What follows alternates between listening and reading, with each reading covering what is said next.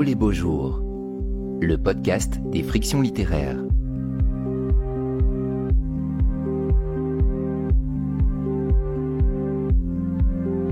La plus secrète mémoire des hommes. Entretien avec l'écrivain Mohamed Mbougarsar, animé par Élodie Karaki et enregistré en public en mai 2022 à la bibliothèque de l'Alcazar à Marseille, dans le cadre de la 6e édition du festival Oh les beaux jours.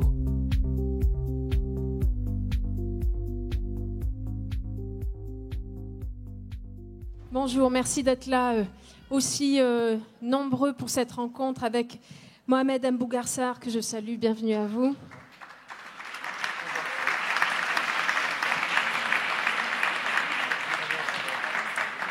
Je suis ravie d'avoir l'occasion de discuter avec vous de ce dernier roman, La plus secrète mémoire des hommes, votre 4e, coédité donc chez Philippe Ray et Jimsan et qui a reçu le prix Goncourt l'année dernière.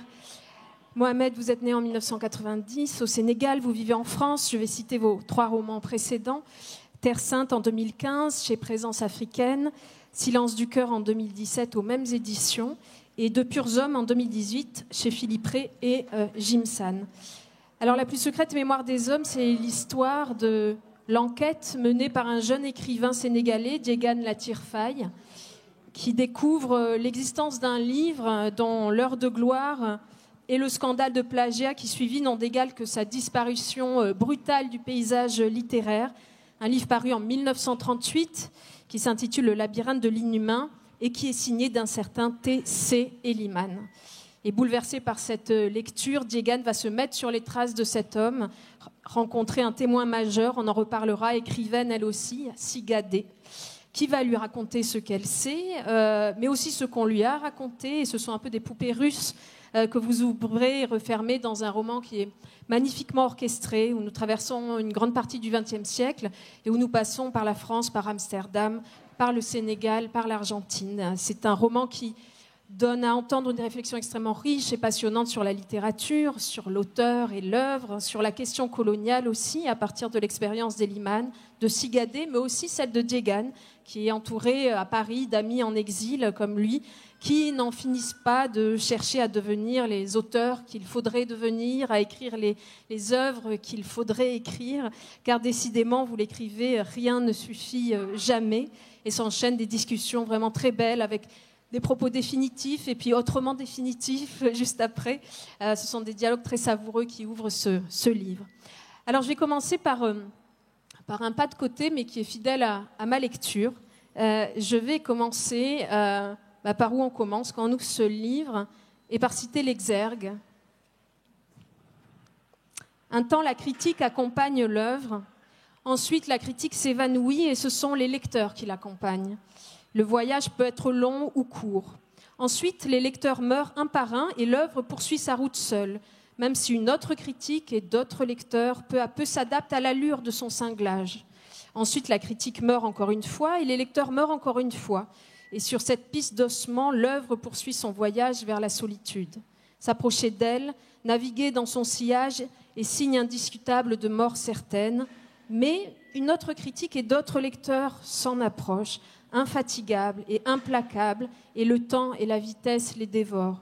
Finalement, l'œuvre voyage irrémédiablement seule dans l'immensité, et un jour, l'œuvre meurt, comme meurent toutes les choses, comme le soleil s'éteindra, et la Terre, et le système solaire, et la galaxie, et la plus secrète mémoire des hommes. Roberto Bolaño, Les détectives sauvages. Alors c'est très dangereux de mettre une si belle citation au début de ce livre, parce qu'on a envie d'aller lire tout de suite Les détectives sauvages. Et votre livre parle trop de littérature pour qu'on n'évoque pas, avant d'évoquer ce livre et vous, pour qu'on n'évoque pas Roberto Bolaño. Est-ce que vous pouvez nous dire ce que représente cet auteur chilien pour vous ? Merci beaucoup, bonjour à toutes et à tous, et merci au festival Oh les beaux jours de m'accueillir. C'est compliqué d'évoquer Roberto Bolaño parce que déjà son œuvre est assez immense, mais surtout parce c'est l'une de ces œuvres dont la rencontre transforme. En tout cas, moi, elle m'a transformé. Elle m'a transformé d'abord comme lecteur et ensuite fatalement comme écrivain.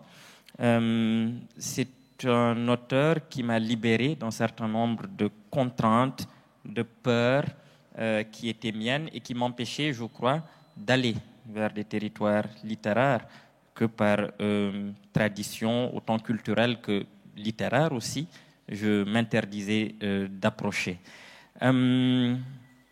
C'est quelqu'un qui m'a appris qu'on pouvait parler de littérature dans un roman, qu'on pouvait parler du roman dans un roman sans que cela ne soit un essai, sans que cela ne soit séparé de la vie, d'une manière qui, au contraire, serait une plongée beaucoup plus profonde dans la vie même.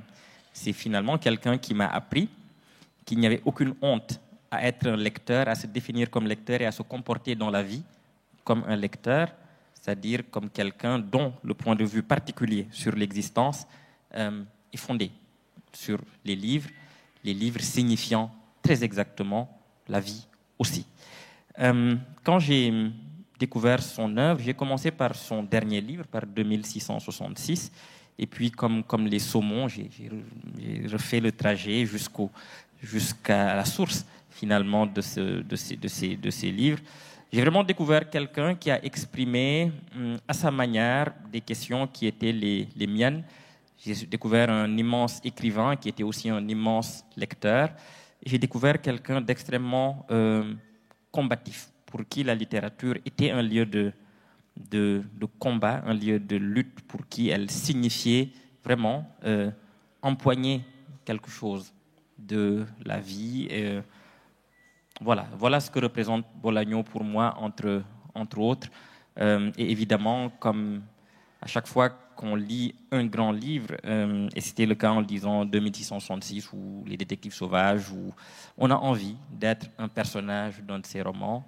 On rêve, on voit des frères et des sœurs dans tous ces personnages. On rêve de faire partie du groupe des infraréalistes, de passer la nuit à errer dans Mexico, de se lancer dans le désert du Sonora, de chercher des poétesses disparues, de chercher des écrivains disparus, d'échouer, et puis de mener des enquêtes qui durent 20 ans et qui n'aboutissent à rien, de chercher des poèmes qui sont des dessins. Enfin voilà, tout un ensemble de choses. Voilà ce que représente Bolaño pour moi.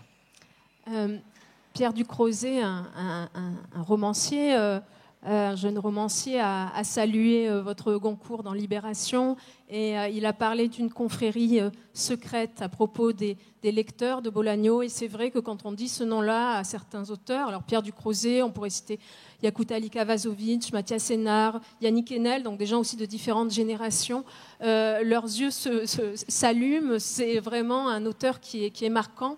Et je pense au début de votre livre, ces débats littéraires avec des amis écrivains. Est-ce que vous la ressentez, cette complicité autour de Bolaño avec d'autres auteurs ? Oui, j'en rencontre de plus en plus. De toute façon, c'est un auteur qui est devenu culte immédiatement après sa mort. Et à partir du moment où il a été traduit en français, il y a eu tout de suite une sorte de secte de Bolañiens fou furieux, absolument dément, complètement halluciné dès qu'on parle de Bolaño.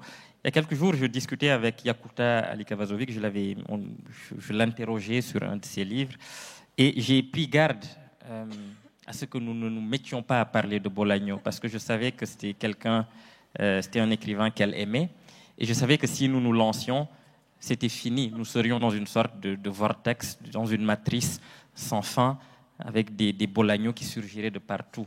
Mais c'est un écrivain qui génère ça, qui génère une sorte de culte, de fascination très forte, parce qu'on a l'impression que oui, il parle à la fois de littérature, mais d'autre chose que de littérature. Ou en tout cas, sa définition de la littérature est assez large pour que la vie entière y tienne et qu'on puisse l'assumer sans honte. Et ce n'est pas un écrivain pour écrivain. On pourrait croire que c'est une sorte d'écrivain pour écrivain, comme on a pu le dire de quelqu'un comme Faulkner, par exemple. Ce n'est pas du tout le même. C'est pas du tout la même chose. Voilà. Évidemment, le fait sa vie, son décès, tout ça a une aura de mythe. Mais avant cette mythification, il y a d'abord l'œuvre. Voilà. Alors j'arrête de parler de Bolaño, sinon on pourrait continuer, mais venons-en à votre livre. C'est quand même un tour de force de tenir une enquête de 400 pages sur un homme dont on apprend si peu, où on se perd, où les personnages se perdent un peu en conjecture, où il n'y a jamais une hypothèse qui prend le pas vraiment sur une autre. Alors bien sûr, au fil des témoignages, on a des repères sur l'enfance d'Eliman, les lieux où il est passé, son arrivée à Paris, l'affaire de 1938, etc.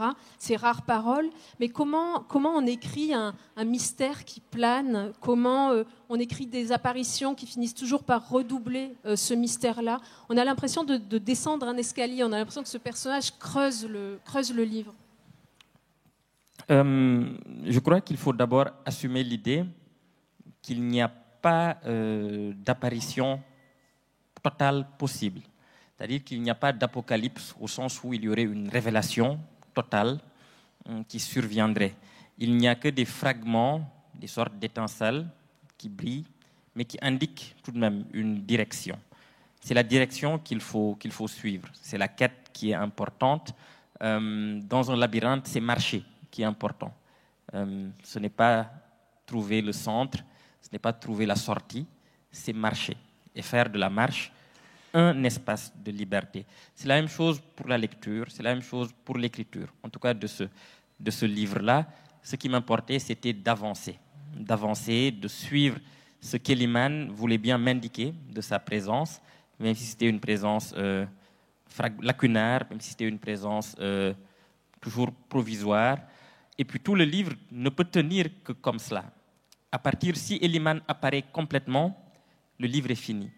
Si le labyrinthe de l'inhumain se donne à lire, le livre est fini.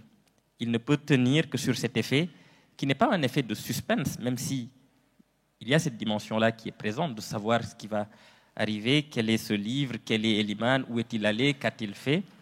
Mais ce n'est pas tant un suspense simplement le désir d'avancer derrière quelqu'un, ou derrière une idée, ou derrière un fantôme, ou derrière le fantôme d'un fantôme, ça peut aller très loin, mais c'est de suivre ce mouvement-là et de donner à la lecture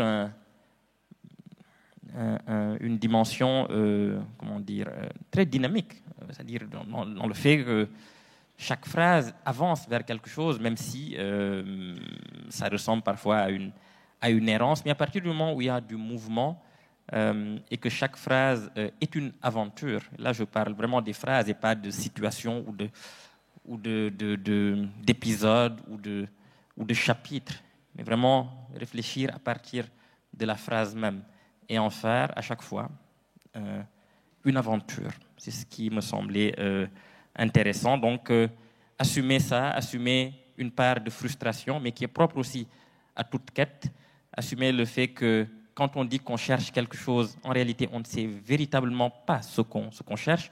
Mais c'est ça le principe. À partir du moment où c'est un secret qui est en jeu, le paradoxe de tout secret, c'est qu'il doit rester secret. À partir du moment où on trouve, on ne peut plus parler de secret.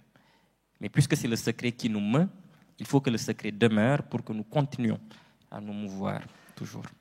Ce mouvement, il est rythmé par les témoins qui surgissent aussi au fil du livre, que Diégane rencontre. On peut peut-être parler d'une confrérie des témoins d'Eliman. Il y a ceux qui l'ont rencontré, il y a ceux qui l'ont même côtoyé, il y a ceux qui l'ont aimé. Je pense à cette poétesse haïtienne qui a vécu une histoire d'amour avec lui à Buenos Aires après-guerre, qui le croisait dans des salons fréquentés par d'autres auteurs, Sabato, Gombrowicz. Il y a ceux qui l'ont édité, il y a ceux qui l'ont lu. Et ceux qui, avant Diégane, ont enquêté sur lui.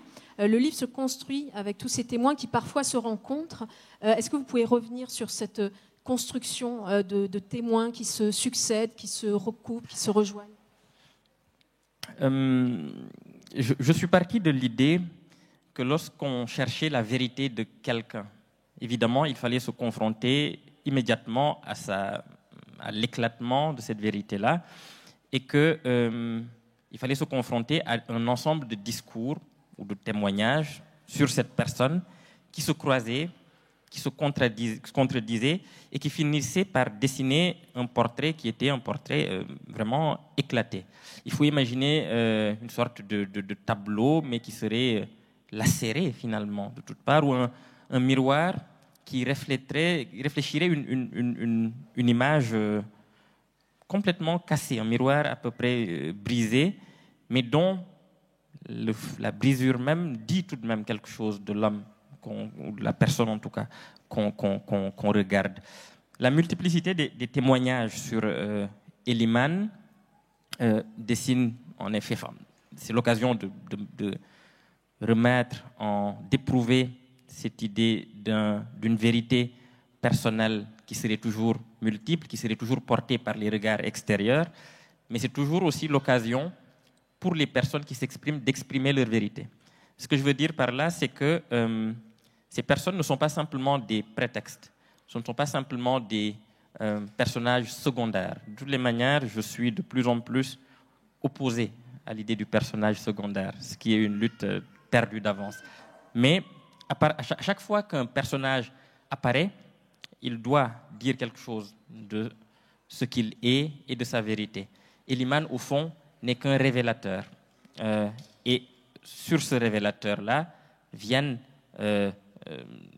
échouer, ou en tout cas viennent, viennent frapper autant de discours, de mots, qui sont autant de vérités possibles du personnage, qui n'est évidemment pas uniforme, mais qui a des vérités possibles, y compris des vérités ou en tout cas peut-être pas des vérités, mais des interprétations de ce que fut sa vie, de ce que fut son œuvre, qui parfois dépassent ce qu'on appelle le réel, en tout cas au sens le plus étriqué de ce terme-là. C'est un espace. Eliman, finalement, est un espace de possibilités. Mais au fond, c'est aussi une métaphore de la manière dont j'envisage un récit. C'est-à-dire, c'est une pluralité de significations qui se croisent, qui se superposent, qui se contredisent, mais qui sans cesse sont en mouvement. Et chacun de ces témoins a l'épaisseur de sa langue, a l'épaisseur de sa voix. Là, j'imagine qu'il y a un travail pour l'écrivain qui est intéressant, et c'est ce qui fait aussi la richesse et la beauté de votre livre, parce que nous avons le journal de Diegan, on a les coupures de presse de 1938, on a des critiques qui sont signées par les critiques littéraires de l'Humanité, du Figaro, des professeurs au Collège de France qui ont aussi leur langue, l'enquête au long cours de Brigitte Bollem, un des personnages de l'histoire. Il y a aussi des lettres. J'imagine que là, il y avait un travail aussi à partir de ces témoins, de leur donner aussi une façon de dire, une façon de parler. Oui, mais c'est un travail que je trouve extrêmement difficile. C'est-à-dire que quand on dit façon de parler, pour moi, il y a deux choses. Il y a ce qu'on appelle la parlure, c'est-à-dire que c'est un ensemble d'effets, finalement de styles, qui sont tout à fait artificiels. Mais finalement, au fond, tout est assez artificiel pour donner une identité vraiment vocale à un personnage, qui fait que dès qu'il s'exprime, on le reconnaît parce qu'il a des tics, parce qu'il a un champ lexical bien... Mais ça, c'est très difficile, je trouve, parce que, quoi qu'on dise, ces personnages viennent de vous. Et vous, auteur, vous n'avez qu'une voix. Vous essayez de la multiplier, vous essayez de la... Mais au fond, c'est toujours vous qui vous exprimez. Et c'est une expérience très difficile, je trouve, que d'arriver à partir de soi, de sa voix qui est toujours singulière, donc multiplier comme ça les choses, sauf à tomber dans quelque chose d'extrêmement, de très, très artificiel, qui finit par devenir presque superficiel. À partir de ce moment-là, il faut aller à un second stade, je pense, de singularisation des voix, qui ne tiennent plus tellement à la manière dont les personnages parlent, mais plutôt à leur vision du monde, qui fait qu'on reconnaît quelqu'un parce qu'il pense de cette manière, parce que psychologiquement, il a une identité précise qui relève vraiment d'une philosophie de l'existence, finalement, et pas d'une manière de parler. Ça, c'est vraiment un premier niveau qui est, je trouve, toujours insuffisant. Et ce qui nous marque toujours, je pense, dans les personnages, ce n'est pas tant leur manière de parler, ce n'est pas parce qu'ils s'expriment en argot, c'est ce que leur argot dit c'est sur le plan existentiel toujours, je pense, que les personnages se démarquent. C'est pour ça que pour moi, il n'y a pas de dans un livre, il n'y a pas de problème quand tout est écrit à la première personne. Parce que même si quand c'est écrit à la première personne, il doit y avoir quelque chose qui différencie, qui distingue les personnages. Et ce qui les distingue, c'est leur vision du monde. Et c'est ce qui est difficile, c'est ça un personnage, c'est de lui donner une vraie vision du monde, faire en sorte que Sigadé ne soit pas la poétesse haïtienne, que la poétesse haïtienne ne soit pas Djegan, que Djegan ne soit pas Tadib, etc. Et faire en sorte que, même si tous parlent d'Elimane de près ou de loin, chacun et chacune dit non seulement quelque chose de différent, mais dit aussi quelque chose de singulier sur lui ou sur elle-même.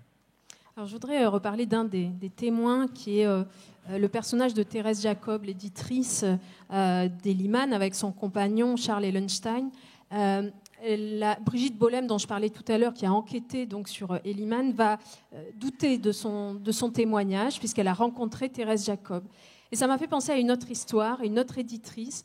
1938, c'est l'apparition du Labyrinthe de l'Inhumain, donc, et c'est aussi celle du Théâtre et son double d'Artaud. Et je pensais à quelqu'un qu'il a bien connu, qu'il a soutenu même à bout de bras, et qui a été son éditrice, quelqu'un qui s'appelle Paul Thévenin, éditrice infatigable des œuvres complètes d'Artaud. Et dans un documentaire qui a été réalisé par Mordilla et Prieur, elle témoigne et elle dit « Je pense que tous les témoins sont des faux témoins. C'est pour ça que vous me voyez si mal à l'aise, parce que j'ai l'impression que je peux être un faux témoin aussi, et j'aurais horreur de ça, ça me déplairait beaucoup. » Alors est-ce que vous pensez, vous aussi, que tous les témoins sont des faux témoins, ce qui n'empêche pas les très beaux romans et les très beaux récits, bien sûr? Oui, je pense que, dans une certaine mesure, je pense qu'au fond, ce n'est pas tant que ce qu'ils disent est faux. Dans la fausseté, il y a simplement, je pense, la conscience de l'incomplétude. Et que finalement, ce qu'on raconte n'est que ce qu'on a vécu ou ce qu'on connaît, qui n'est jamais la totalité et qui est même parfois extrêmement infime par rapport à ce qu'un être humain est. Et à plus forte raison, si cet être humain est Artaud, par exemple. C'est très difficile là de dire je vais témoigner sur quelqu'un. Je crois que on peut témoigner sur des événements. Ça a ses propres limites. Mais quand il s'agit de témoigner sur quelqu'un, ça me semble toujours assez insuffisant, toujours incomplet, évidemment partial, évidemment subjectif, mais c'est ça finalement un témoignage. C'est qu'il faut sortir de l'idée du témoignage absolu. Cela n'existe pas. Un témoignage est toujours relatif. Donc je ne dirais pas faux, mais oui, je dirais plutôt oui, que tous les témoins sont relatifs. D'autant plus relatifs que lorsqu'il s'agit d'une personne, mais aussi d'un événement, au fond, on peut témoigner, trouver un témoin qui dit ceci, et puis un autre témoin qui l'a aussi bien connu, qui vient dire tout à fait l'inverse.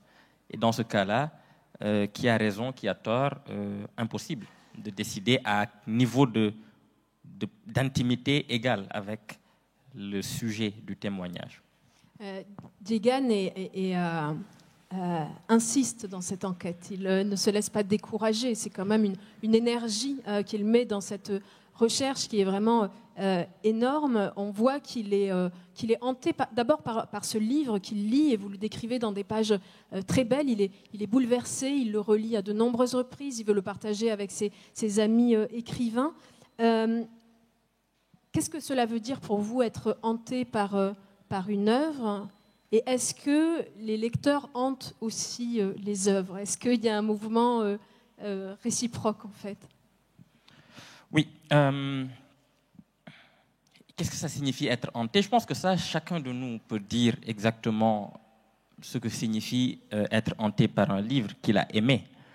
Avoir l'impression non seulement de vivre dans le livre, mais que le livre vit en nous aussi, et que il emplit notre vie mentale, émotionnelle. On a l'impression de le voir partout. On a l'impression, dans les faits les plus anodins, qu'ils font écho à ce livre, et que le livre, oui, se déplace autour de nous, devient notre univers, tout simplement. Et qu'on est proche d'une forme oui, je ne sais pas s'il faut employer le mot de folie, mais en tout cas, on a l'impression que notre façon de voir, de penser, de réfléchir, de sentir est corrélée toujours à ce qu'on a lu.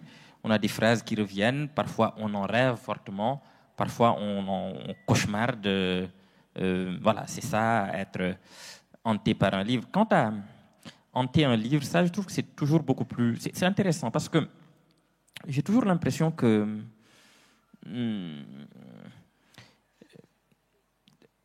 on lit des livres parce que d'autres lecteurs les ont lus. Les livres nous arrivent non pas tant comme objet plein simplement d'eux-mêmes, mais les livres nous arrivent chargés de tous les autres lecteurs qui ont déposé une part de sensibilité dans le livre. La lecture, je crois, n'est pas un acte innocent, ce n'est pas un acte gratuit, ce n'est pas un acte justement qu'on fait comme ça. Il faut bien vous rendre compte que quand vous lisez, à un certain degré, en tout cas, de passion, vous déposez une part de vous dans le livre. Et je crois que tous les livres gardent ça. Et que finalement, il y a une expérience dont j'ai parlé récemment à Dakar, qui était que finalement, alors, tout le monde n'aime pas, par exemple, écrire sur le livre, écrire, mettre un mot. Mais lorsqu'on est en possession d'un livre, qu'on est en train de lire, qu'on aime, et qu'on tombe sur une notation manuscrite d'un précédent lecteur, ça nous plonge dans un abîme de réflexion très forte. On a l'impression que ce lecteur précédent a laissé quelque chose de lui, qu'il a souligné, juste ça peut être un mot, il a mis un point d'interrogation, il a mis un petit mot illisible, et on rêve sur ce mot, on se dit mais qu'est-ce qu'il a voulu dire? Pourquoi il a souligné ça? Pourquoi est-ce que ça l'a marqué et moi ça ne m'a pas marqué? Ça le touche pour d'autres raisons qui appartiennent à sa vie, mais il est là, avec nous. C'est que ce n'est pas simplement la voix du lecteur, de l'auteur qui s'exprime. Vous n'êtes pas simplement avec un auteur, vous êtes au moment où vous lisez avec tous les lecteurs qui ont lu ce livre-là, même si vous ne les connaissez pas, même si des siècles vous séparent.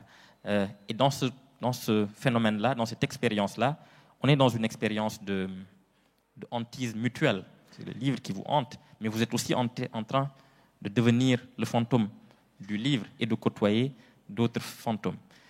Tout cela est un peu macabre, et les enfants, voilà. Merci. Je voulais évoquer aussi avec vous un autre personnage qui est très, très marquant, Marème Sigadé, qui a une 60aine d'années, qui est autrice, qui est une autrice admirée de Diégane, qui avait, écrivez-vous, quitté le Sénégal pour écrire une œuvre dont la seule obscénité était d'être radicalement honnête. Vous la décrivez comme l'ange noir de la littérature sénégalaise. C'est un personnage qui traverse la réflexion de Diégane, sa réflexion sur la littérature, sachant qu'elle est son aînée en la matière. Et elle permet dans l'histoire de revenir à la naissance et à l'enfance d'Elimane, ce qui implique de revenir à la Première Guerre mondiale. Et c'est quelque chose qui est important sur ce qu'on appelait les tirailleurs sénégalais, puisque à l'origine, il y a deux frères. Hassan, qui est éduqué dans une école de blancs, qui est amoureux de la France, de la culture française, qui va vouloir se battre pour la France en 1915, alors que sa femme attend leur premier enfant. Et il y a son frère, donc Ousseynou, qui va rester et éduquer le petit garçon qui va naître. Et le petit garçon qui va naître, c'est Elimane. Est-ce que vous pouvez reparler de ce personnage, de sa place qui est vraiment très, très importante, à la fois d'un point de vue de la réflexion littéraire et de l'enquête? Oui, alors dans l'enquête, c'est tout simple. Le personnage de Sigadé est c'est finalement celui qui fait le lien. Il y a Elimane qui est évidemment au centre, mais toutes les perspectives qui tendent vers lui, qui convergent vers ce centre-là, ont quelque chose à voir avec Sigadé. C'est finalement elle qui est le pivot, qui fait basculer le récit, non seulement parce que c'est elle qui fait passer à Diégane ce pas décisif-là, qui le rapproche un peu plus d'Elimane, mais parce qu'elle-même a une certaine relation avec Eliman qu'elle raconte et qui est assez différente finalement des relations que tous les autres ont. C'est une relation de fascination, c'est vrai, mais qui se joue sur un lieu qui est ailleurs, qui lui est très particulier. Et oui, ce n'est pas pour rien que je la surnomme l'araignée mère. Bon, psychanalytiquement, peut-être que ça dit des choses. Mais disons que la figure de l'araignée ou de la mère araignée, j'y réfléchis depuis quelque temps maintenant, après avoir écrit le livre. Parce que je me suis dit, mais pourquoi, au fond, quand tu dépasses le simple fait que l'araignée tisse sa toile et qu'il y a plusieurs... pourquoi est-ce que tu as choisi l'araignée? Et pourquoi tu l'as associée à la figure de la mère? Un ami récemment, qui est psychanalyste, m'a donné une théorie très intéressante que je vous épargne. Mais il y a eu plusieurs pistes comme ça. Il y a eu la sculpture de Louise Bourgeois qui est apparue, qui s'appelle Maman, une grande araignée qu'elle a intitulée Maman, et puis d'autres choses. Mais littérairement, c'est d'abord la figure qui relie tous les récits. C'est la figure qui dessine finalement la toile d'Eliman. Après, littérairement, dans le roman d'initiation, il faut une figure d'initiatrice première, il faut un guide premier. Et ce guide-là, c'est Sigadé, qui est à la fois celle qui initie Djegan dans tous les sens du terme, mais qui est aussi un contrepoint à Djegan sur le plan des vues sur ce qu'est la littérature, ce que ça représente, sur le rapport entre littérature et vie. Tous les deux ont une discussion au début du roman sur cette question-là. Est-ce que la littérature se confond à la vie ou est-ce que ce sont deux choses tout à fait distinctes et ils ne sont pas tout à fait du même avis? Et voilà, mais c'est d'abord le guide dans le labyrinthe, au fond. C'est elle qui a le fil d'Ariane. C'est aussi une autre image du fil qui est sécrété par l'araignée. Et de la même manière que Dante trouve Virgile avant d'entrer dans les enfers, Djegan trouve Sigadé avant de commencer sa quête dans le labyrinthe d'Eliman. Est-ce qu'on pourrait dire aussi que Eliman est un autre ange noir de la littérature? Parce que, bon, il faut qu'on le dise, pour ceux qui n'ont pas lu le livre, son fantôme provoque quand même la mort un peu inexpliquée de certains critiques qui ont parlé de lui et qui ont écrit des textes extrêmement sévères en l'accusant donc de plagiat, puisque le scandale c'est celui-là. Ce n'est pas une enquête sans mort et sans suicide inexpliqué. Oui, mais ça c'est le propre de toute enquête. Une enquête sans mort et sans suicide inexpliqué. Ça aurait été décevant. Oui, voilà. Vous parliez de l'initiation de Djegan. On le suit vraiment aussi pas à pas dans l'idée qu'il se fait de la littérature, l'idée qu'il se fait de l'œuvre, l'idée qu'il se fait d'un auteur, de sa vie à Paris, de ses cultures. Il a un ami, Stanislas, un ami traducteur, qui lui dit la vérité, Djegan, c'est que seul un livre médiocre ou mauvais ou banal parle de quelque chose. Un grand livre n'a pas de sujet et ne parle de rien. Il cherche seulement à dire ou découvrir quelque chose, mais ce seulement est déjà tout, et ce quelque chose aussi est déjà tout. Est-ce que vous êtes d'accord avec ce propos qui serait que tout livre déjà en fait est une enquête, est une recherche? Vous utilisiez ce mot tout à l'heure. Je pense, mais après je ne peux pas être tout à fait définitif sur cette question-là, parce que évidemment qu'il y a des livres qui parlent de sujets très précis et qui sont tout de même de grands livres. Mais je me dis que, en fait, tout ce propos, d'ailleurs cette phrase, qui, je pense, c'est celle que j'ai le plus entendue. La personne qui en est la figure du traducteur a un modèle assez réel, me réclame des royalties parce que c'est cité partout et qu'il me dit bon, mais disons qu'il n'y a pas de dans il est impossible de résumer les grands textes. Parce que précisément, ils se dérobent au résumé, ils se refusent à être résumés. Et si vous résumez, vous ne résumez qu'une ligne très mince de ce qu'une œuvre est. Non seulement dans ses intrigues, mais dans ce que l'œuvre est, qui est toujours plus qu'une intrigue. On a l'impression que quand on dit de quoi ça parle, on interroge toujours l'intrigue. Mais interroger l'intrigue, ce n'est pas interroger un roman. Ce n'est pas recouvrir tout le roman. C'est ignorer comment c'est écrit, déjà, et c'est ignorer tous ces niveaux de compréhension qui font de l'œuvre une sorte de puits. Donc, dire simplement de quoi ça parle pour avoir une idée de l'intrigue ou du sujet, c'est fatalement, mais rater toute une œuvre. Alors, évidemment, par commodité, et parce que j'imagine on ne peut pas faire autrement, on s'accroche à ça, à l'intrigue. Mais l'intrigue est basique et élémentaire. De quoi parle Crime et Châtiment? De quoi parle, puisque j'en ai parlé tout à l'heure, la Divine Comédie? De quoi parle Le Bruit et la Fureur? De quoi parle L'Aventure ambiguë? De quoi parle vous ne direz jamais qu'une chose assez insignifiante. Quand vous dites, voilà de quoi ça parle. Et Woody Allen s'était beaucoup amusé de ça sur Guerre et Paix. Il dit, je sais de quoi parle Guerre et Paix, je l'ai lu, ça parle de la Russie. Voilà, il s'en amuse, mais au fond, il y a quelque chose de très sérieux. De quoi parle Guerre et Paix? Je vous mets au défi de dire de quoi parle Guerre et Paix. Donc oui, c'est une manière de dire que les textes, les très très grands textes, sont des anti-résumés, sont des contre-résumés. Ce qu'ils embrassent ne peut pas tenir dans une ligne d'intrigue. C'est autre chose. Il y a un autre personnage dont je voulais parler qui est très marquant. Et peut-être que certains lecteurs comme moi se souviennent beaucoup de lui après. C'est Charles Ehlenstein, l'éditeur d'Elliman, qui permet de plonger dans une autre guerre, la Seconde Guerre mondiale.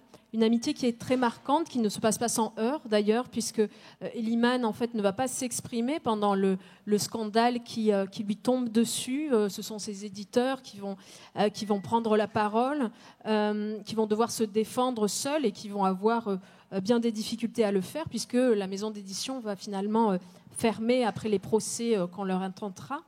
Et Ehlenstein et Elliman vont revenir se chercher l'un l'autre. Et c'est parmi les plus belles choses de ce livre. Est-ce que vous pouvez évoquer ce personnage et cette relation aussi? Oui, au fond, une des lectures possibles du livre pourrait être de dire que tout le roman est un roman de l'amitié, en tout cas de l'amitié qui se cherche. En tout cas, c'est une ligne d'interprétation. Et tous ceux qui ont lu le livre savent pourquoi. Mais on pourrait dire que voilà, c'est l'amitié au cœur du livre, mais on pourrait aussi dire que c'est la paternité, que c'est la maternité, que c'est l'écriture, que c'est... Mais voilà. Ehlenstein représente évidemment un ami pour Elliman, son éditeur, mais Ehlenstein est aussi juif.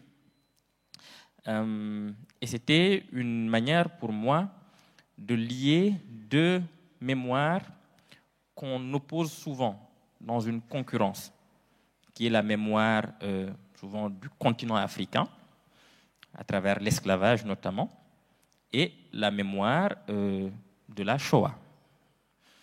Souvent, quand on parle de ça aujourd'hui, le débat oiseux n'est pas très loin sur la concurrence des mémoires, sur « on a plus souffert que vous ».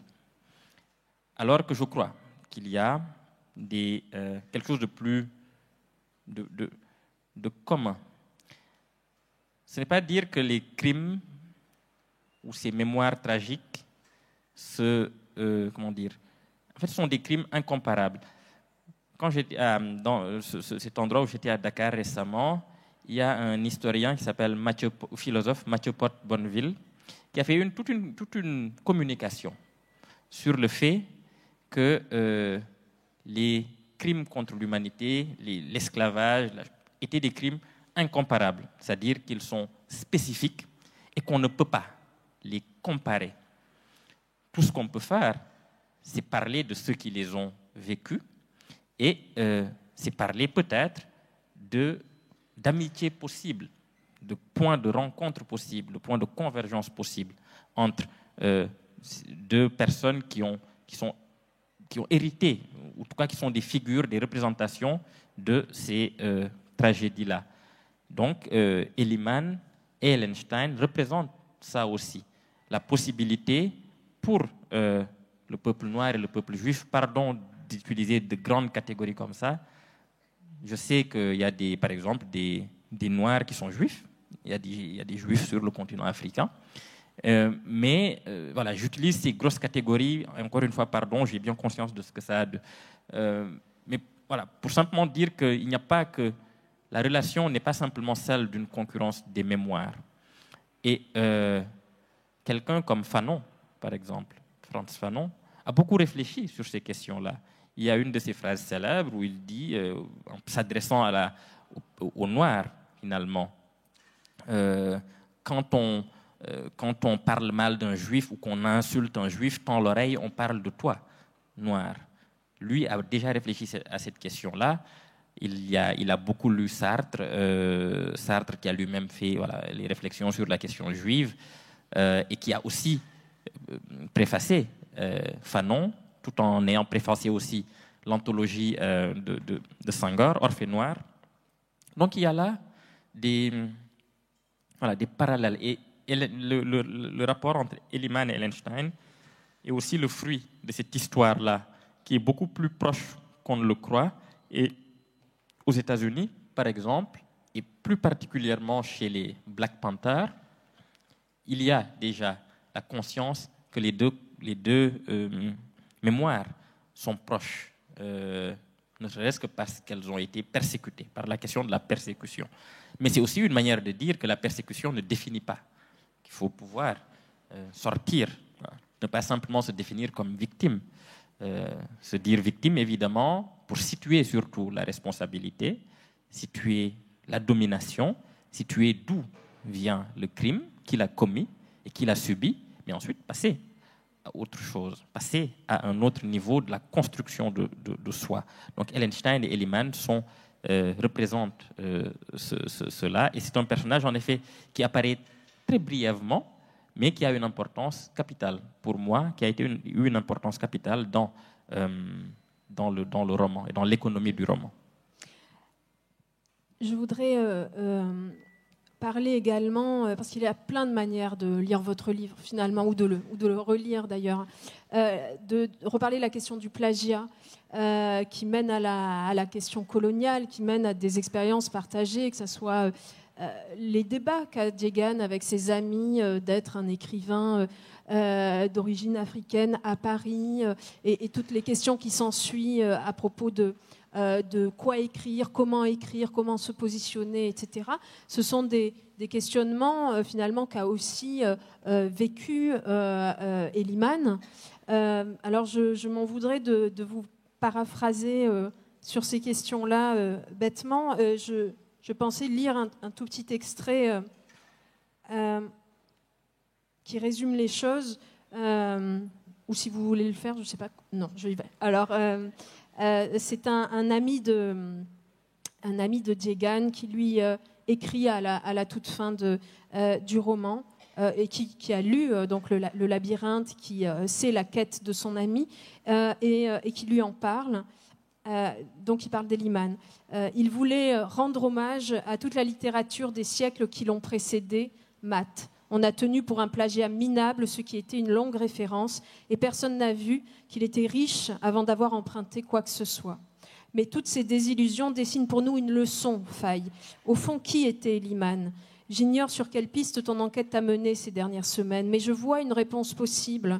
Eliman était ce qu'on ne devait pas devenir et qu'on devient lentement. Il était un avertissement qu'on n'a pas su entendre. Cet avertissement nous disait à nous, écrivains africains, inventez votre propre tradition. Fondez votre histoire littéraire, découvrez vos propres formes, éprouvez-les dans vos espaces, fécondez votre imaginaire profond. Ayez une terre à vous, car il n'y a que là que vous existerez pour vous, mais aussi pour les autres. Au fond, qui était Eliman, le produit le plus abouti et le plus tragique de la colonisation? Il était la réussite la plus éclatante de cette entreprise devant les routes goudronnées, l'hôpital, les catéchèses, devant nos ancêtres les Gaulois. Quel crime de lèse Jules Ferry! Mais Eliman symbolisait aussi ce que cette même colonisation avait détruit avec son horreur naturelle chez les peuples qu'il avait subis. Eliman voulait devenir blanc et on lui a rappelé que non seulement il ne l'était pas, mais encore qu'il ne le deviendrait jamais malgré tout son talent. Bon, je m'arrête là, mais le message est édifiant sur cette réflexion-là. Est-ce que vous saviez que ces questions sous-tendraient tout votre livre finalement? Oui, je le savais parce que dans tout le livre, il y a aussi évidemment cette réflexion sur la manière dont les écrivains africains sont lus dans un espace occidental, mais même dans un espace africain. C'était aussi l'un des enjeux du roman, de se demander par la réception ce qu'est un écrivain africain aujourd'hui, ce qu'on entend en tout cas quand on dit écrivain africain. Est-ce que c'est quelqu'un qui doit écrire sur des thématiques particulières? Est-ce que c'est quelqu'un qui doit écrire d'une manière particulière? Est-ce que c'est quelqu'un qui doit écrire dans une langue particulière? Et c'est aussi la somme d'expériences que j'ai pu vivre, mais que tous les écrivains africains ou d'origine africaine vivent depuis la négritude, en somme. Ils entendent les mêmes questions. Pourquoi n'écrivez-vous pas dans vos langues? Est-ce que vous savez écrire dans vos langues? Si vous savez le faire, pourquoi n'écrivez-vous pas dans vos langues? Pourquoi écrivez-vous plutôt en français, plutôt qu'en wolof ou en serer? Est-ce que vous parlez de votre pays dans ce roman? Donc il y a tout un ensemble d'assignations qui disent aussi la relation de domination qui a existé et qui aujourd'hui existe peut-être encore symboliquement, qui dit qu'aujourd'hui, il y a des configurations littéraires qui disent aussi une histoire qui est celle du rapport entre le continent africain et le continent européen. Et que parfois, assez souvent, les écrivains n'échappent pas à cela quand ils viennent du continent africain en Occident. Mais chez eux aussi, il y a des questions qui se posent, qui sont quasiment des miroirs inversés des questions qu'ils entendent ici. Voilà, tu n'écris pas pour nous, en français on ne te comprend pas, écris dans notre langue. Ce sont des questions extrêmement complexes, mais c'est vrai qu'il y avait cette réflexion-là dès le départ. C'est le personnage de Sigadé. Oui, Sigadé, par exemple, fait un choix qui est tout à fait différent de celui que Djegan va faire, de celui que son copain Moussimbois fait.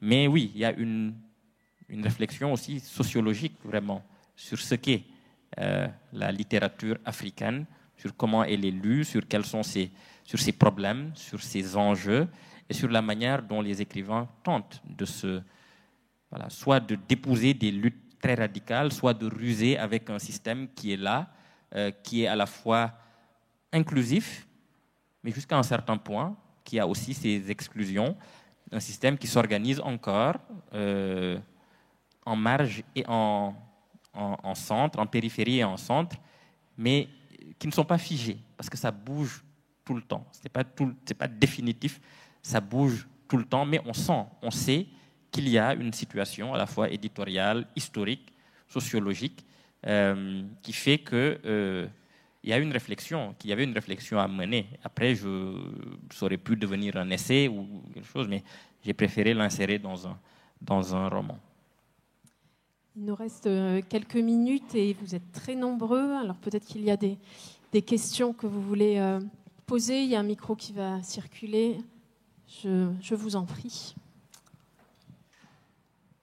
Bon. En fait, je vous interpelle parce que j'ai été très surprise par la fin du roman.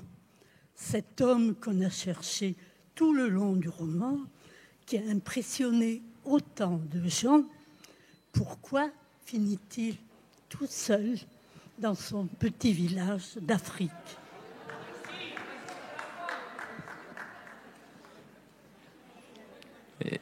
Écoutez, j'ai cru entendre une bronca légère Donc vous assumerez tout seul d'avoir... Mais bon, au fond, vous n'avez rien dévoilé. Pour vous défendre, au fond, vous n'avez pas dévoilé grand-chose. Alors,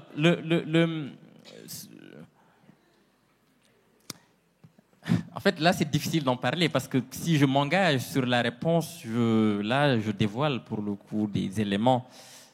Donc, je ne le ferai pas. Tout ce que je peux dire, c'est que la trajectoire d'Eliman est une suite de recherches. Alors, tous les personnages cherchent cet homme, mais lui-même cherche quelque chose. Donc lui-même a été toute sa vie dans une sorte de quête. Cette quête le ramène de l'endroit à l'endroit où, en effet, vous l'avez souligné, où il est parti. Mais il faut se demander ce que cet endroit-là renferme.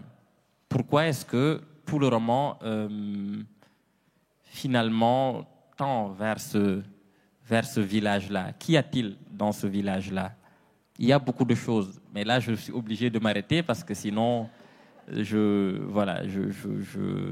dévoile des éléments au fond. D'accord, merci. Est-ce qu'il y a une autre question? Bonjour, merci. Vous avez évoqué à travers le passage qui a été lu votre regard sur la littérature africaine et le message que vous divulguez depuis que ce livre est porté médiatiquement, c'est presque une diatribe. Enfin, moi, j'ai déjà vu quand même entendu de votre part une sorte d'invitation à se remettre en question sur qu'est-ce que c'est que cette littérature africaine. Alors, vous avez parlé de Dakar, je suppose que vous avez porté votre bouquin un peu partout, enfin, en tout cas pas mal en Afrique.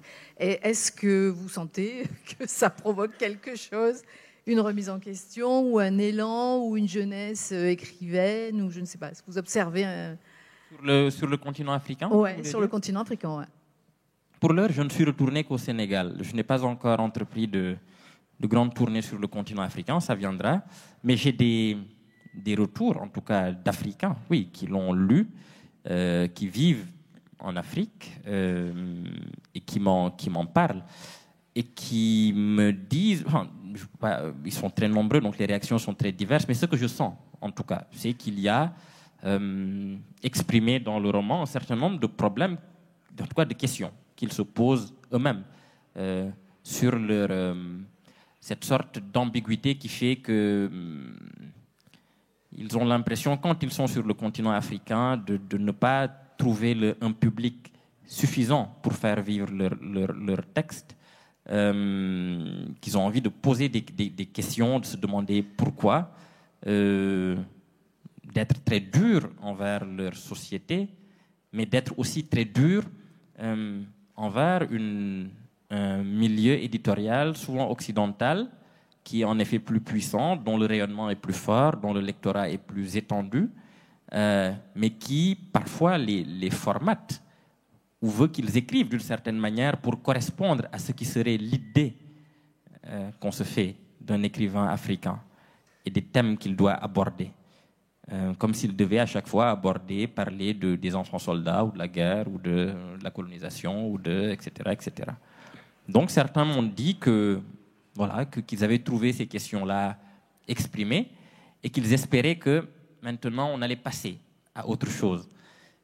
Souvent je les déçois parce que je leur dis non, c'est très long cette histoire-là. Ce n'est pas un livre qui va changer ça. Un livre participe peut-être, mais il ne change pas fondamentalement ce rapport-là. C'est très très très long et bon, donc il faut qu'il s'accroche, il faut que tout le monde s'accroche, que tout le monde fasse des efforts, que tout le monde tienne bon et qu'on tente d'aller vers autre chose. Mais ce qui est certain, c'est que non, ça ne change pas comme ça. Il faudra encore de longues années avant qu'il y ait une forme une reconnaissance, mais aussi une banalisation de cette littérature. Et quand je dis banalisation, ce n'est pas du tout péjoratif. Est-ce qu'il y a une dernière question? Bonjour, merci beaucoup. En fait, je trouve que je suis tout à fait d'accord avec vous quand vous dites qu'on ne peut pas résumer un livre à une intrigue et que ça l'assèche complètement. Et en particulier, le vôtre, c'est vrai qu'on peut plus parler de sensation de lecteur, en fait. Et moi, j'ai vraiment eu la sensation d'être dans un labyrinthe, et parfois prise de vertige, parfois perdue, et puis après, on se rattrape, etc. Et toujours avec en ligne de mire la figure d'Eliman, pardon. Et du coup, je me suis demandé, en fait, quand je l'ai lu, à quel point vous, quand vous l'avez écrit, vous n'êtes pas parfois confondu avec Eliman, parce que j'imagine que vous étiez fasciné et que c'est pour ça que vous avez pris cette histoire qui est une histoire vraie, je crois, à la base. Voilà. Et aussi, maintenant que vous l'avez écrit, et avec le succès que votre livre connaît, avec le destin de votre livre, à quel point il n'y a pas aussi une espèce de miroir, en fait Oui, c'est vrai qu'on n'a pas abordé Wologem, mais bon, il y a tellement de... Donc Yambo Wologem est l'écrivain qui m'a servi de modèle pour Eliman. C'est un écrivain malien qui a connu à peu près le même destin, en tout cas au départ. Il connaît le succès en 68 pour son premier roman, qui s'appelle Le devoir de violence. Ensuite, on l'accuse de plagiat. Ensuite, il disparaît. Il rentre chez lui et pendant un demi-siècle, on n'a plus de ses nouvelles, quasiment. Il ne publie plus rien, il ne répond plus à rien, il ne veut plus qu'on l'associe à sa vie d'avant. Il devient une sorte d'ermite, il devient sauvage, vraiment, et ne veut plus parler. Il s'enferme donc dans une sorte de silence. Lui m'a beaucoup fasciné. Je ne suis pas allé à sa recherche tel que Djegan est allé à la recherche d'Eliman, mais c'est quelqu'un qui m'a accompagné longtemps. J'ai été tenté d'aller à sa recherche, mais sachant, j'ai en même temps été freiné, parce que je me suis dit que c'était toujours... quand quelqu'un disparaît, il ne faut pas nécessairement le chercher. Pour Eliman, je crois que j'ai moi-même, en écrivant, en réalité, j'ai accompli ce que je n'ai pas pu faire ou n'ai pas voulu faire pour Wologem. C'est-à-dire que sa quête est transcrite dans la littérature, la quête que je n'ai pas faite, concrètement, je veux dire, mais par les idées, par les lectures, par les rêves, par les cauchemars, par les fantasmagories. J'ai poursuivi Wologem jusqu'au fond de son antre. Mais littérairement, ça devient autre chose. Et le sentiment que vous avez eu, la sensation que vous avez eue, était tout à fait la mienne, finalement, dans l'écriture. C'est-à-dire le sentiment d'un vertige, de quelque chose qui avance, mais sans réellement avoir de direction précise ou de fil très, très solide. C'est quelque chose que j'ai senti. Et ça me donne l'occasion de dire que toutes les personnes qui ont lu ce roman, beaucoup m'ont dit, mais à certains moments, on est perdu. Je réponds toujours, moi aussi. C'est-à-dire que ce que vous avez pu ressentir, c'est ce que j'ai ressenti aussi en écrivant, mais c'est comme ça que je voulais écrire le roman. Sans filet, sans plan, sans architecture précise, en me lançant vraiment dans l'écriture, comme on s'enfonce dans un labyrinthe, et sans non plus tricher, sans jouer avec le lecteur, en l'invitant à jouer. C'est-à-dire qu'il y a un jeu, mais pas jouer à ses dépens, je veux dire. Pas me moquer de lui, pas chercher à le perdre pour le plaisir machiavélique de ricaner avec mes petits trucs en disant, voilà, il se perd, là, je vais le... Non, non, ça, c'est vraiment des choses que j'ai moi-même pu vivre. Donc, Eliman a été aussi une sorte de fantasme pour moi dans ce labyrinthe que j'ai suivi. Mais il porte aussi tout un ensemble de questions qui sont les miennes, comme Djegan porte ces questions. Et Eliman incarne surtout une tentation que je ne suis pas le seul à avoir, mais que beaucoup d'écrivains, à un certain point, ont aussi, qui est la tentation aussi du silence, c'est-à-dire voilà, mais ça, je sais que c'est pas... Pour discuter avec beaucoup d'écrivains, je sais que ça arrive parfois. Pas s'imaginer que tous les écrivains ont une sorte de désir frénétique comme ça, de toujours écrire, toujours... Si, ils peuvent l'avoir, mais à côté de cela, ils ont aussi une sorte de relation assez forte au fait de ne pas écrire, ou de se taire, ou de faire silence. Après, le destin du livre paraît très ironique par rapport à ma propre... C'est-à-dire que voilà un livre qui parle de disparition et qui finit par être dans une lumière et qui ne peut plus sortir de cette lumière. Et son auteur qui est tenté par le silence, qui est tenté par finit par ne plus aussi pouvoir échapper à cette histoire-là. Voilà un livre qui se moque à un certain degré des prix littéraires et qui en obtient. Voilà un livre qui Voilà, mais au fond, c'est cohérent. C'est cohérent avec le livre lui-même. C'est cohérent avec la manière dont il a été écrit. C'est cohérent avec la manière dont il prolifère et dont il s'étend jusque dans le réel, dans ce que nous vivons. C'est la preuve que, au fond, les livres sont vivants. Voilà, les livres sont vivants et ils rentrent dans le réel. Voilà. Merci. Et merci beaucoup. Merci. Merci.